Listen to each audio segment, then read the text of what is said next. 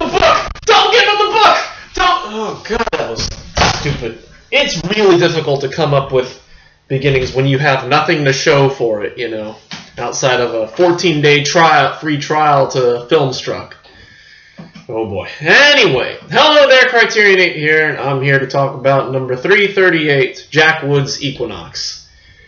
Whew, what a weird-ass movie. It's done in 1970, it's 82 minutes, it's color, English, although that's debatable. This is one of those movies that it was shot like with a really small budget, I think of like $6,500, I think.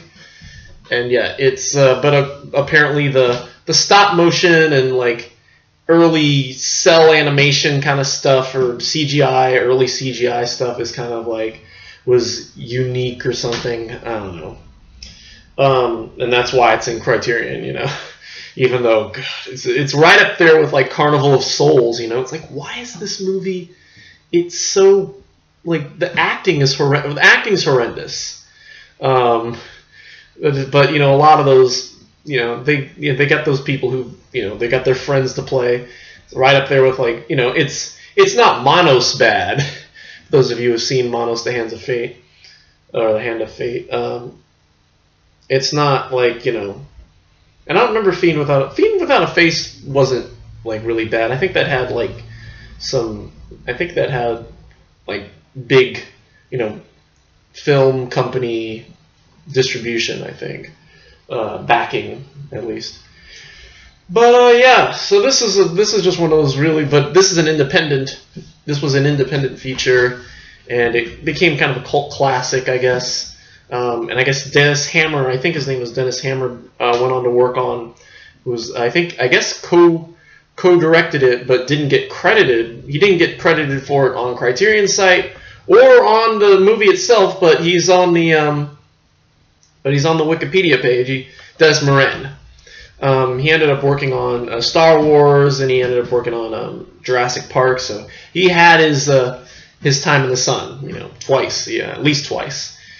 So yeah. So anyway, the plot is real simple. It's just these four young adults stumble upon are looking for this professor whose castle, who lives in this like cabin, and the cabin disappears, and they find an old man who gives them a book that has like all these, you know, spells in it, including I think the Lord's name backwards in Latin or something. And they finally run into this monster. What is the monster's name? It was played by Jack Woods himself. He had a unique name, Asmodeus, who sends out all these creatures, like this big ape and I think a dragon. And there's a giant. There's a giant too, and yeah, it's crazy, it's corny, it's just one of those movies that like you either really love it or you just really can't stand it, you know. You love it because it's bad, or you hate it because it's bad, you know.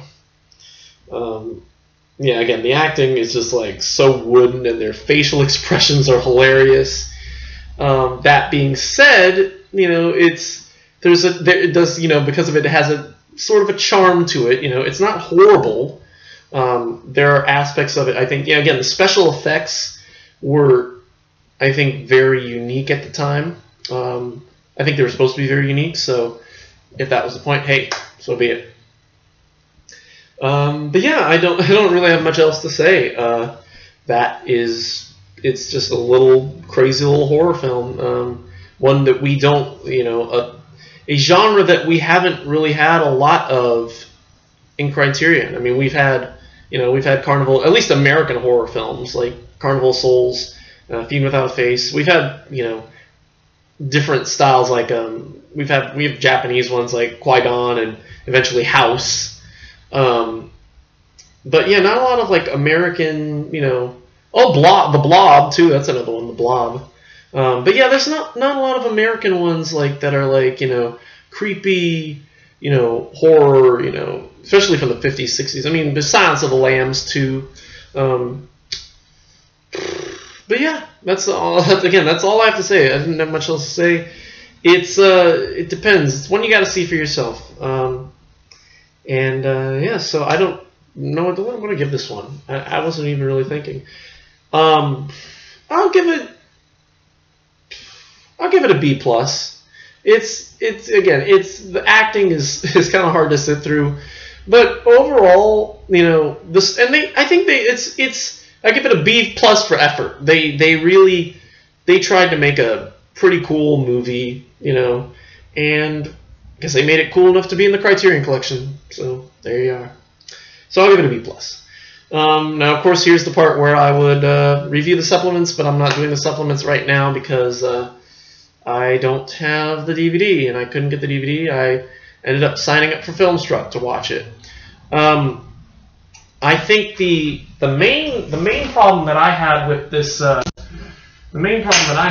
movie, or with Filmstruck. So yeah, I mean, I was looking from Filmstruck, and I think the main thing that I didn't like about this was I couldn't get past the. The one thing that was kind of weird was that there aren't any subtitles for movies that were in English. There weren't any subtitles for this movie. I guess, of course, there are subtitles for the foreign films, but there aren't. I'm wondering if maybe it was just that movie, but if there aren't any subtitles for any English movies, that may pose to be a problem. May pose to be a problem. Especially considering the fact that the commentary track is included. You could switch the audio to English or commentary. And if you like to know what they're saying while the commentary is over, you know, you can't really do that. You know, if you want to turn on the subtitles to read the dialogue while the commentary is playing, you know, that's you're kind of out of luck. You know, so I think that's one of the one main downfall for Filmstruck that I've seen right now. I highly doubt I'm going to keep Filmstruck because honestly, it's about the DVDs. I may keep it to watch. There are a couple of movies coming up. Some movies that I'd like to rewatch again, like French Can, and I don't think Touche Pal Grisby is on here, but I will check. I think no, Filmstruck is. Yeah, no, I closed it. I had Filmstruck open, but I have since closed it. So there. Let's see. I wonder. Oh, did it already logged me out? Or wow, it already logged me out. Okay, that's kind of dumb. Oh well. Well, I'll look anyway. So anyway, yeah, I don't have anything else to say. I mean, Filmstruck. You know, my official review of Filmstruck is it's a place to watch Criterion movies if you don't want to pay for DVDs. You know. But of course the DVDs have the supplements, and again, the supplements, I've always, you know, depending on what, you know, how much you like the movie, I was, I've always been on the fence about these supplements because of the fact that, you know, sometimes I feel like they just kind of give you too much, too much for, so little, or I don't know. Sometimes it's like everything you always wanted to know about this movie but never asked, you know. Sometimes that works. Sometimes that's really, really helpful. In Kurosawa's case, having those "It Is Wonderful to Create" film episodes are amazing. But in cases like Anos Amor, which Megan finally corrected me on, Anos Amor, I'd been pronouncing it wrong the whole time. All the supplements of those were horrendous. You know, I mean. The movie sucked too, but having to sit through all that stuff was really, really sad, and I couldn't stand doing it. So yeah, it depends on the movie. If you like the movie, then the supplements work. If you don't like the movie, then you're probably not going to want the supplements. So it depends. But even then, sometimes the supplements are, if there's some instances when you like the movie, but the supplements are kind of dumb. I can't think any off the top of my head where I really like the movie, but I don't care much for the supplements. And of course, there are ones like Slacker, where I love the supplements, but not necessarily or at least the supplemental movie, but not necessarily the movie itself,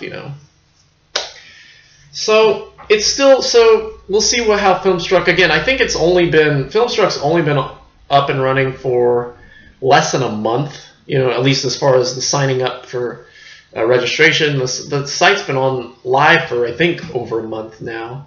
I think it's too early to tell whether or not it has a future. I'm assuming that Criterion is really, putting all their effort into this, And yeah, so that's all I have to say about Filmstruck right now. If I discover anything new or anything different about it, I'll let you guys know and all that good stuff. But again, Equinox B+.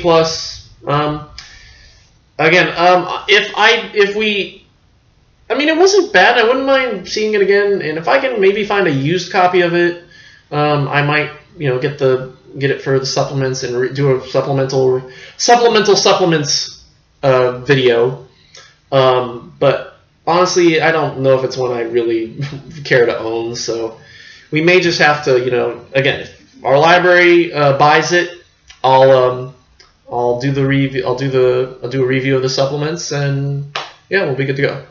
But for now, just the movie B+. All right, so that's it for today. Tomorrow we got Yi, and this is one disc. Okay, I wasn't sure if there were. I had to check because the movie's almost 3 hours long. But I wasn't sure if there was a second disc for supplements. But yeah, so it's just so they're almost 3 hours long, and there is an interview, a new video interview with Rains.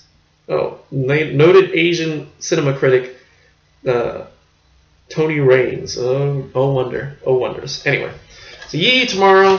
Wednesday we got Coco Talking Gorilla, and Thursday Canterbury Tale, and of course next week 6 Moral Tales. And that's it. So thank you. That's it for me. Thank you for watching. Don't take books from strangers, and watch out for that ring. Watch out for the ring. And yeah, watch out for your, and always carry a cross with you, I guess, Anyway, that's it for me. Thank you for watching, and we'll see you tomorrow for Yi. Wait, let me show you Yi one more time. Yi. And until then, goodbye.